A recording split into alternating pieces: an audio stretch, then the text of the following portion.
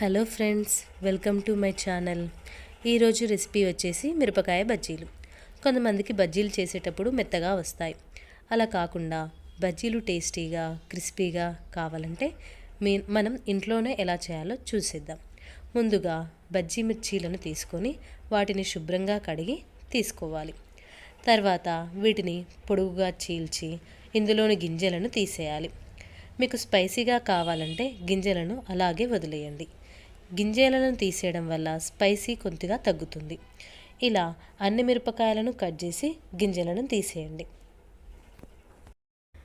ఇలా అన్ని మిర్చి బజ్జీలని మధ్యలో కట్ చేసి గింజలన్నీ తీసి పెట్టుకోవాలి. ఇప్పుడు దీనిలోనికి స్టఫ్ని ప్రిపేర్ చేసుకుందాం. స్టఫ్లోనికి కావలసిన పదార్థాలు కొద్దిగా నానబెట్టిన చింతపండు, అలాగే రుచికి సరిపడా ఉప్పు, అలాగే ఒక 1 స్పూన్ అంత ఓమా అన్నీ వేసుకొని మనం మిక్సీ పట్టుకోవాలి.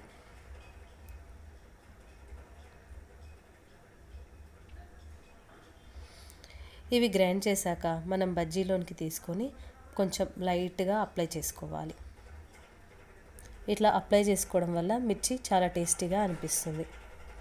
ఇలాగే అన్ని మిరపకాయలకి స్టఫ్ని అప్లై చేసుకోవాలి.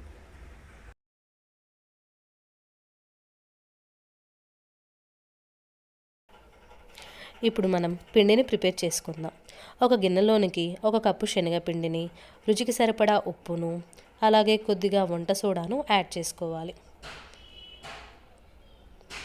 ఆ తర్వాత వీటిని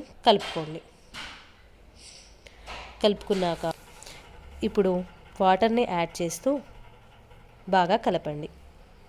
ఫస్ట్ కొన్ని వాటర్ వేసి చిక్కగా కలిపి ఆ తర్వాత మరికొన్ని వాటర్ వేసి పిండిలా కలపాలి. ఇలా కలపడం వలన పిండి ముద్దలుగా కాకుండా స్మూత్గా వస్తుంది.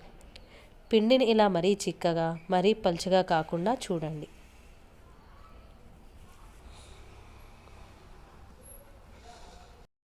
ఇప్పుడు ఆయిల్ వేడయ్యాక వేడివేడి నూనెలో మిర్చీలను పిండిలో ముంచుతూ నూనెలో వేయండి.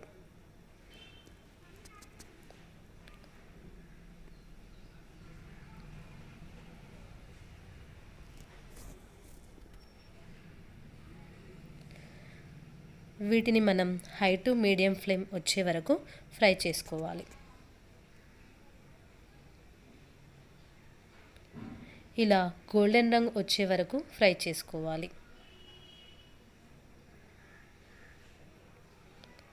అలాగే మిగిలిన బజ్జీలన్నిటినీ కూడా ఫ్రై చేసుకోవాలి.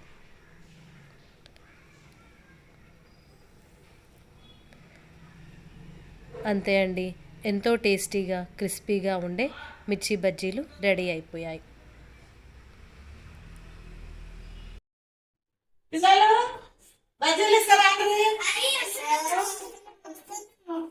ఎవరికేం కావాలి? ఆనియన్ తింటారా వద్దా మీకు?